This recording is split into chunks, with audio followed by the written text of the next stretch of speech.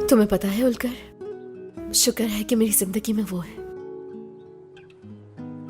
उसकी मौजूदगी ही मेरे लिए सब कुछ है। खुश हूं मैं ये सुनकर। चलो जल्दी से बताओ, कोई बात हुई?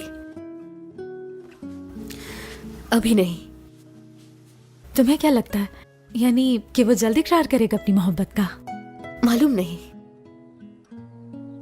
मगर उसने मुझसे कहा कि मेरी उदासी उससे देखी नहीं जाती। हाय, वो तुम्हें बिल्कुल भी उदास नहीं देखना चाहता है फैजा। यानी वो बिल्कुल दूसरे लड़कों जैसा नहीं।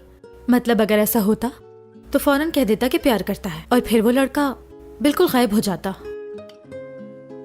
मगर बिलाल ऐसा नहीं है। हाँ, तुम ठीक कह रही हो।